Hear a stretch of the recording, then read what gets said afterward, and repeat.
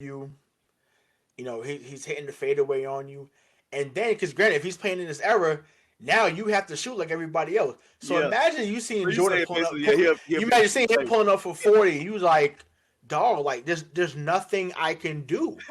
Like people talk about Steph Curry, but like Steph Curry's not gonna blow by you and yam on you. no, no, Like no, no, he's not.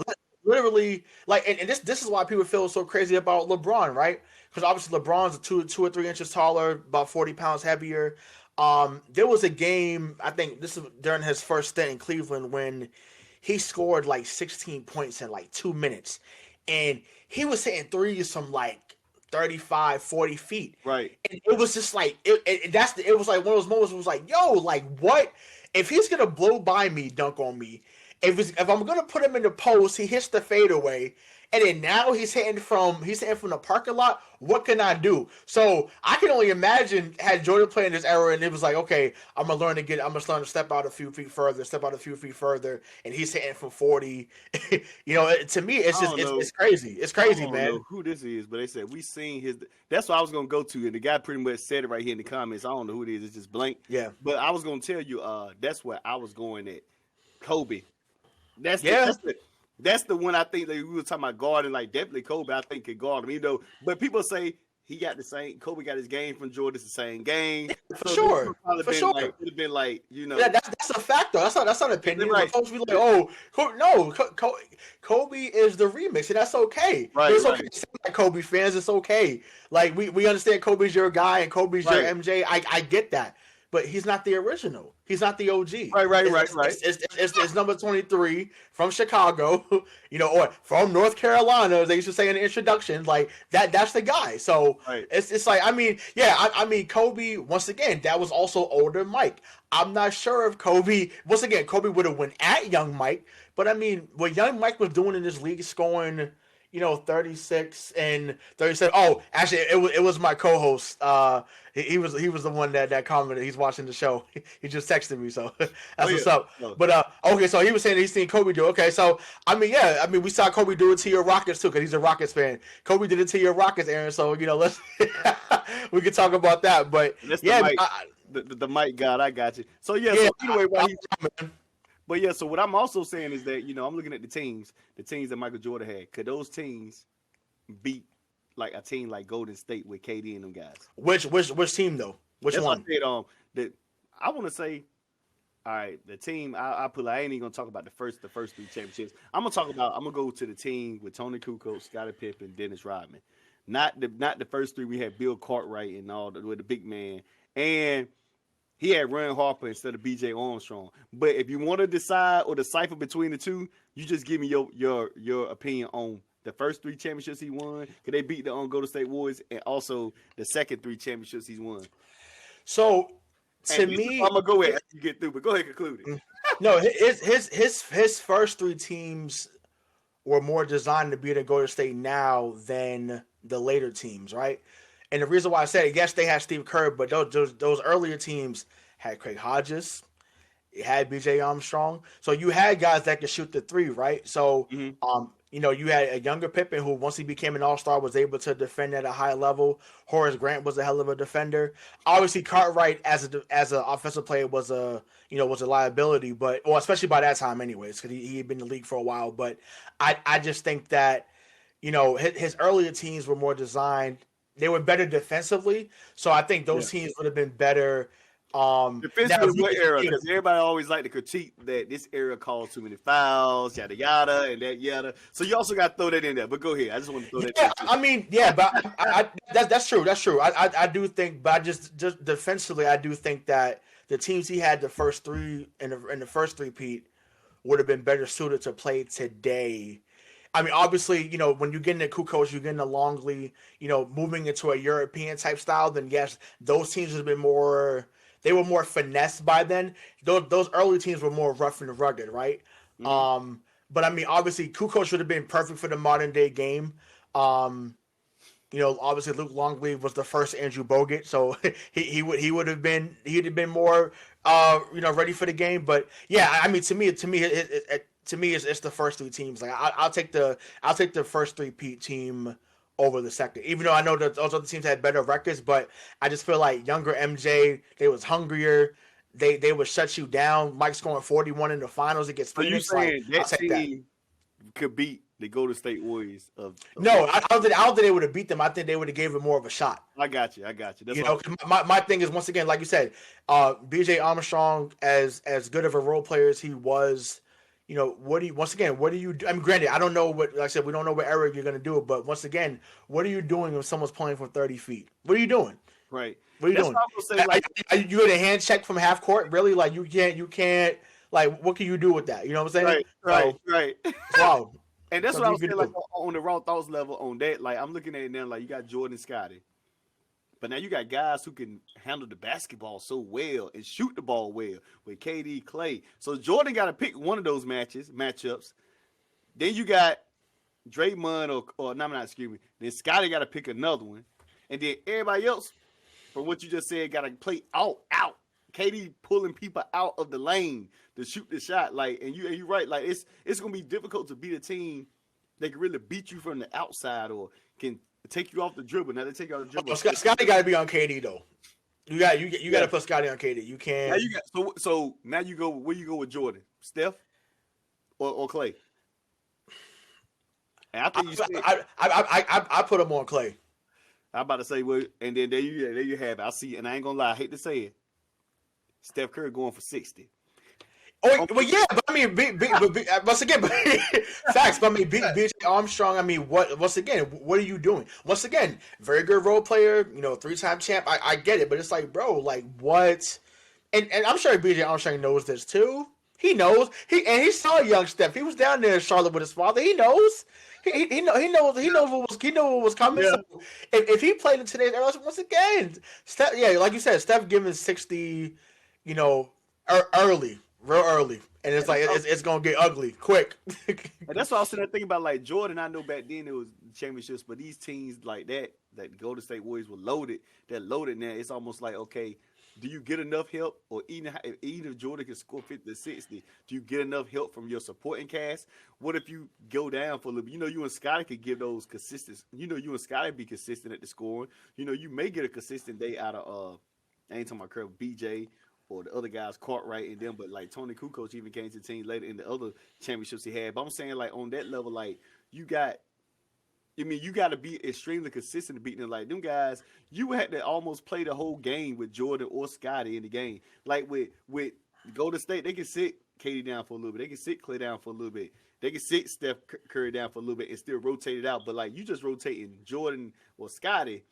That's a whole game. So I'm looking at endurance. I'm looking at, they know they got to stop these guys. I can see Jordan cussing these guys out because even though he's doing his part, Scotty probably going to do his part, but you still got other guys who can really score the basketball. And I think, like, in that era, I just feel like this era has much more, like you were saying, much more skilled people, much more skilled guards. Now, back in that era, I just felt like, and it may be this. It may come down to what era you play in and what your era requires of you. But, like, in this era, I just feel like, man, you got to be skilled. And if it's that era against this era, you're saying, okay. You know, most of the time, you had guards that could score. There were point guards that were really good scorers. But, you know, most of the time, man, a point guard back in the day was a facilitator. You know, he'll take the shot with the deepest given. Point guards today are just like scoring guards. They like shooting guards now. They can take the first shot coming down the court. You know, we got a lot of guys that do that now. So, you know, you got guards that really... Right, that's what made Zeke so dynamic, right? Because you know he played in the 80s and 90s, but he was a scoring guard. If you needed 25, he gets you 25. You needed him to get you 15 assists, he was going to do that, right? You know, but once again, when you're passing out to Dumars, you're passing out to Lambert, who Lambert was one of the first stretch big men, right? So at that time it was an anomaly. Now it's just something that you are expecting, right? But that's but like you said, it's what the era required. Like you had to be back to the basket. So whether it was Mark Eaton, you know, Charles Barkley, even though Charles Barkley hit a 15-footer, but he was back to the basket. You know, Karl Malone back to the basket. You know, so that's just what it was. Hakeem Olajuwon back to the basket. Right. You know, even someone he wasn't a big time scorer, but even someone like a Rick Smits, you know, back to the basket. So that's just what it was. They would tell you, and you know this because we grew up in this era too. Get your ass on the block. You're not. Yeah. What you doing shooting 15? What Yeah, you right, doing? right. Get your ass on the block. We gonna pass it down to you, and we'll see what happens. But yeah, that's just what it was. Like to me, like I said, in that era, it was Lambeer and then Jack Sigma who played in Seattle and played in Yeah. Milwaukee. Those are the only two guys that really I think of that was like, oh, I mean, well, later on, like, Sabonis can shoot, but that was Yeah, later on. Sabonis amazing basket shooter. Yeah, Sabonis can shoot it. Obviously, Dirk took, he took the pedestal from Bird and did his Right, thing. So, so obviously it just became a thing once the European game became right, more incorporated in the NBA. That's when you saw like, oh, wait a minute, this guy Dirk from Germany can shoot the lights out. Oh, we right, got to get a guy like that. You know what I'm saying? So right, not just taking a shot in the dark thinking it's gonna work, but knowing like, okay, if we want to take guys out the paint, we got to get a guy that can shoot like that. So that's when the KGs come in, the Rasheed Wallaces came in, the Chris Webbers came in. So the game has just changed. And once you saw guys that can handle the ball like 6'10", 6'11", that can handle it like a guard, it was right. over. He was like, you got to be able to do that. No, you're right, and that's what I was saying. That thing about with Zeke, like he did create that score first guard. Then it was Sam Cassell after. Then with Right. Sam was Dylan, all right. Yep. everything that you said pretty much was in that lane. And now we play like that all the time.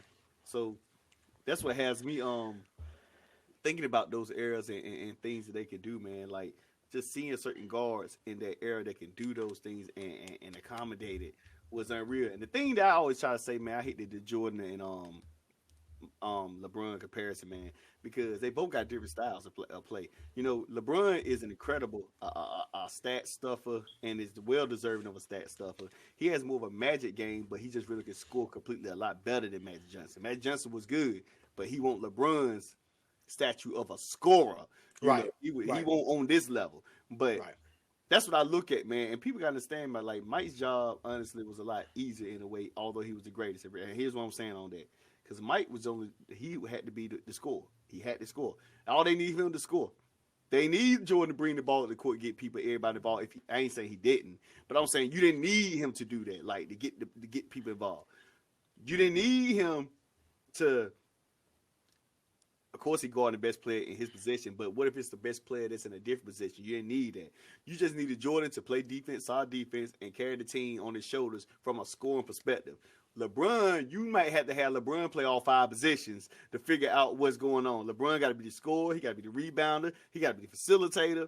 All that. Everything he's went to, even though he loses the championship, everybody always put this mark on him because he's not clutch. He don't take the last shot. LeBron does a lot in the entire game. LeBron is a make the basketball play type of guy. Not I'm just going to take the shot type of guy, even if I'm double team. LeBron has a lot of time frames where he does, and I don't get twisted, by him being the only thing I say, man, is us as fans, man, it's an expectation level. So when LeBron loses, nobody thinks about the rest of the players. They say, LeBron, you should have took that shot because you are the best in the game, and I don't care if you got 5 people on, you're supposed to take that shot. People say Jordan would have took that shot. That's because of Kobe, but that's because of Kobe and Jordan, right? Like, right. It didn't matter who was on them; they were going to shoot the ball. But Magic made the right play. But even people once again, I hate when that's always brought up because it's brought up like it's a negative, right? And I tell people, did Jordan not pass to John Paxson? Yeah, right. Did Paxson not hit that 3 against Phoenix? Right. Did Steve Kerr not hit that shot against the Utah Jazz? Right. When he's on there saying, "Hey, Mike, if they W, I'd be ready." Like, it's a team game. Like it has to happen. Like you cannot just say, "Well, just now." I understand you want your guy to have the mentality to take that shot, but because I'm like I said, I'm from Boston. I'm a Celtics fan. Now, for those that saying LeBron's not clutch, it's a Celtics fan. Yeah, so. And actually, I can openly say this because people sometimes put me as a LeBron apologist at times, especially on the show that I'm on.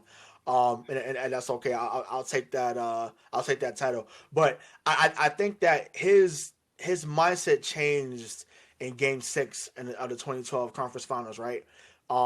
Which to me was the best game he ever played outside of what he did against Detroit a few years before. So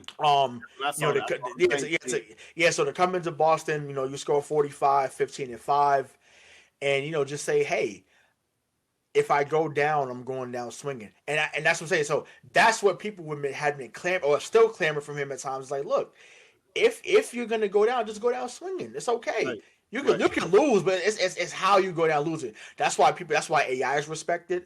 That's why people like Reggie Miller is respected. Like go down swinging. You can't go down where it's like, well, I had to pass it to Kyle Korver. Like think about it, even in Game 1 a couple years ago, right? The 2018 Finals, right? Passing to J.R. Smith or passing it to, it's like I'm not. No one's else getting the ball. I'm not passing it to Nance. I'm not passing it to Kevin Love. I'm not passing it to nobody. It's get out the way. I just scored 51 already. I'm done. I'm shooting it. Whatever happens, just happens. I'm not passing it to nobody. So that's the mentality at times I feel like he needs to have. But once again, you're not gonna teach an old dog new tricks. And he's in year 18, he's always gonna make the right pass, whether it's to KCP, to Caruso. It could be to Jared Dudley. If Jared Dudley's open, he's passing it to him. That's wild to me as someone, Jared Dudley is someone that, can hit a game-winning shot, but I'm like, at this stage of his career, but that's what LeBron's going to do. And that's what pisses people off, but that's just, it is what it is. Absolutely. And with that being said, a word from another sponsor, Dashika Berry Realtor. Hey, hi. She needs a favor. Who do you know buying or selling real estate right now? Have them call her. She can really help. And yeah, it doesn't matter what state you're in. That realtor helping you with your dream home and with credit restoration on the path to buying your dream home.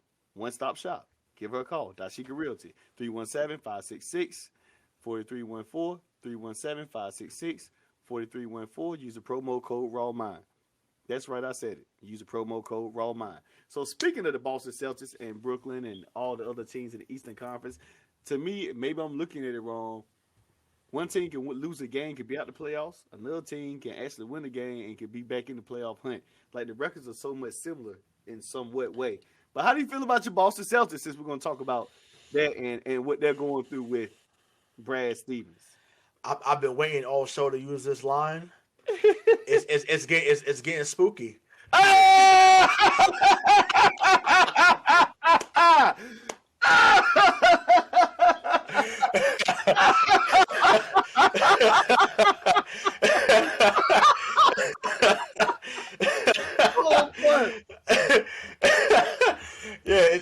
It's getting spooky, dog. Like I'm hurt. I'm hurt. Like I said, I mean, we're 19. We're 19 and 17. Yes, I mean we're coming off a 4-game winning streak right now, going into the break. But there's a lot of things that need to get fixed with this team. A lot of fans, a lot of the local media up here and even national media are now calling for Brad Stevens' head. He's no longer the boy genius or the boy wonder in a lot of people's eyes, and they're clamoring for him and for Danny Ainge to finally do something. Now, obviously, there's been moves that have been made. Obviously, they brought Kyrie here. They've traded for IT. But I tell people all the time, in this city, you're expected to win or at least be in contention to win all the time. So this is not an Oklahoma City.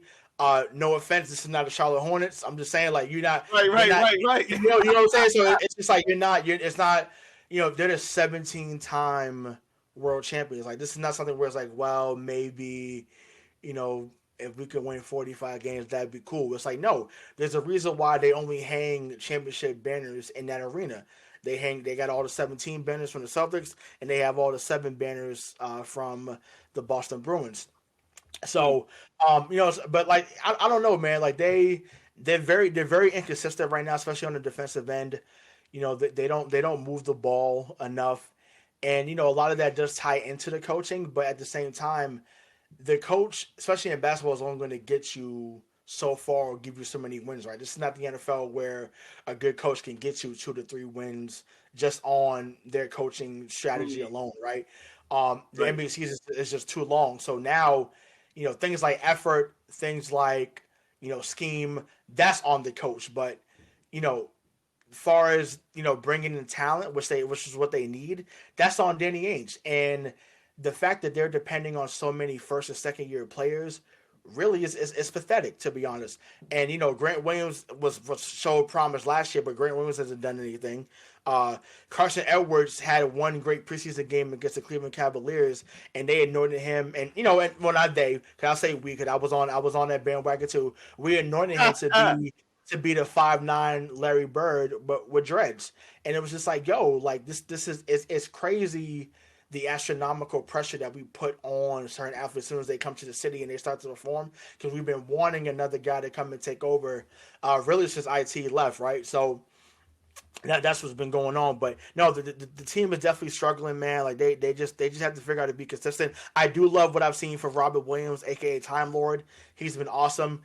He gives that team something they just don't have, which is someone that can basically go over the top of any defender.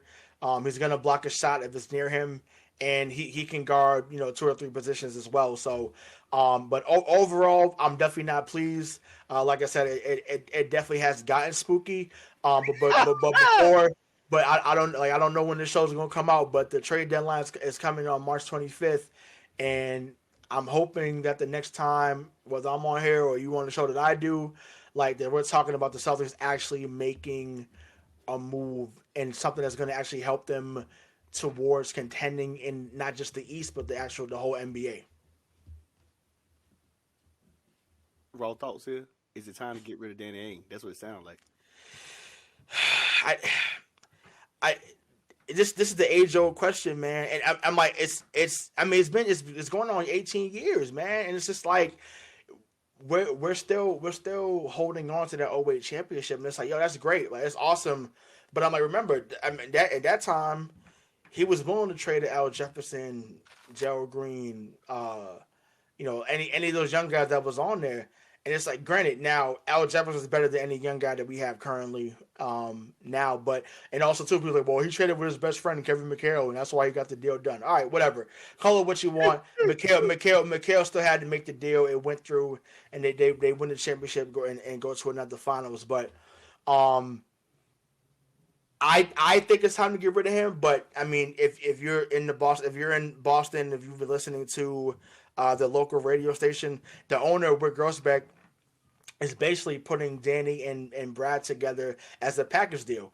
Basically, we're pleased with the job that Danny and Brad are doing, and just giving all this rhetoric that. That's what you're saying in a nice way in the public, in radio, because it's a nice thing to say, but you also read between the lines.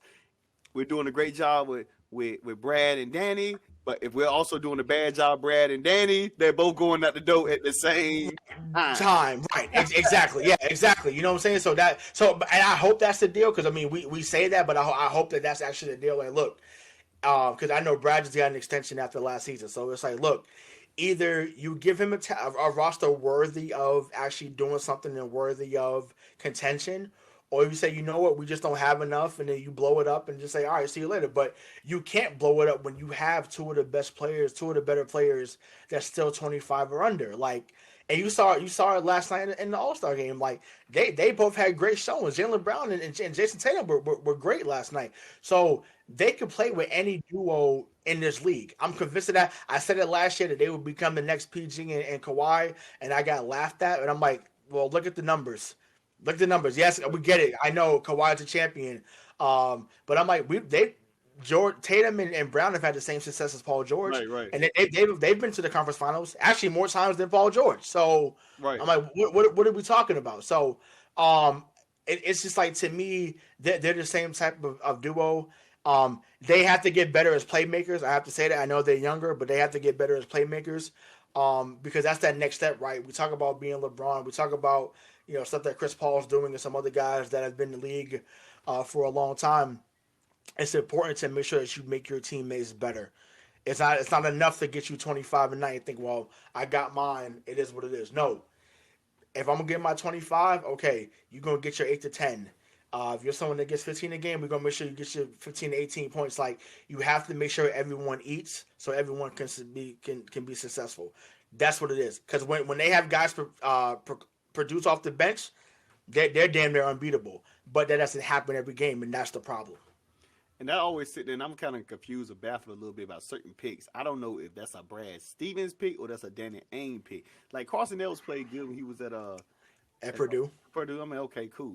But it don't mean you're NBA talent. You're still a small guard. Going against, and guards at this time, when you're going against elite guys who going to be around for a while, Steph Curry's, healthy Kyrie Irving, Dame Lillard. I mean, Luka is already in that profile. We're even looking at a nice LaMelo Ball now. So I'm looking at guys like that. or ain't Trey Young, Bradley Beal, Westbrook, regardless of what people say about Westbrook. I'm like, those guys are really good. So you can't just be 5'9" and largely think you're just gonna dominate and stop these guys. And that's the competition level that you're going at. And that's what I be sitting there saying and stuff. So I'm sitting there on the level like, that's what I'm looking at when you're picking at these draft picks. Do you think that that those are something that Brad Stevens wants? Or is that something that your guy Danny Ainge wants? Because I'm sitting here looking at these picks. I do think that so I'll give you more insight to the team. So it's Mike Zarin, Austin Ainge, who's Danny Ainge's son, and Rich Gotham and Steve Paliuca. So that's really the team that comes together and talks about what they're going to do in Boston. Now, do I think that they're Brad picks? I do. And I've said this on the show that I do a couple of times before, but it's relevant to our conversation here too. And when they drafted Carson Edwards, Grant Williams, Tremont Waters back in 2019, they were looking for a culture change with this team because it was quote unquote so toxic during that 2018-2019 year with Marcus Morris and Terry Rozier feeling a certain way, and Kyrie having more being more up and down. And then Kyrie being more up and down than my weight mentally. Like it was just crazy, right? So they were like, okay, we got to get character guys, and so those guys were great character guys, they're great locker room guys, but the talent didn't always transition onto the floor. And me and you are taller than Tremont Waters, you know what I'm saying? We're taller than Carson Edwards. So once again, those guys can shoot and they've shown flashes, but they're not NBA ready at this moment. And I've talked about on different shows about Taco Fall, and I've talked about it on Twitter as well. Taco Fall to me right now is a sideshow. He's only coming in when when they're blowing out a team, or if they're getting blown out. So it's like, now has he made strides since UCF? Absolutely. So I want to give credit where it's due. But him off potential. That's the only thing I can think of. Right, but it's just like if you can't give him 10 to 15 minutes a night, for him to get better on the court. Like I said, it's one thing to get better in practice, but I'm like, you can't give him 10 to 15 minutes a night to get better on the floor and actually get game ready, game situations, like just really work through those mistakes, whether it's offensively or defensively, or even do some things successfully on both sides of the ball. Like then that's a problem. Like I'm at a point now, I want at least 10 out of the 15 guys on the team to be ready to play. Right. You can't, and this is what any team, it's not just the Celtics. You cannot try to build for the future, but also try to win right now. This is not the NFL. You can't do that. You cannot have guys waiting in the pipeline. You gotta pick a choice. Yeah, you got to pick and choose. You got to pick and choose which one you want to be. Get a little biblical. Pick this day who you gonna serve. How you gonna serve? Are you looking to win? Are you looking to win, or are you looking to build for the future? Like it can't be both. Right. And that's what I was sitting there thinking about, because I'm saying to myself in my mind, like, I done seen y'all always get close. Lost to Miami, conference finals, getting close. Yep. I predicted you guys for the past 2-3 years, and it hasn't happened. Now you got another gauntlet in front of you, the Brooklyn Nets, and that's what we're going to right now. As the Brooklyn Nets, now you have to stay with the Brooklyn Nets. Now it seems this crew, Tatum and Brown, are getting older and older, and each time a team comes in their way, it's gonna become a time like, they were always there, but they weren't there. They were always there, and they're getting older. They ain't getting younger. And I know they just started still young, but each year is passing by. Time is fast. Yep. Time hit us fast. We were young one time, and look at this. We're not 30. Now look at us. We probably like, right, exactly. I ain't expect to be this fast. Right, exactly. Time is too quick, and it's undefeated. So right now, that's my thing. Is like, now you got to deal with the Brooklyn team, which everybody probably said couldn't play well. I knew they were going to play well. I've been predicting it the whole year. I said myself, look, James Harden said he wanted out of Houston. I said, logically, okay, if he wanted out of Houston, he said he want to win a championship, which means he going to sacrifice whatever to help this team win. He done won multiple scoring titles, MVPs. So if he comes here, it has to be win championship and sacrifice to help the team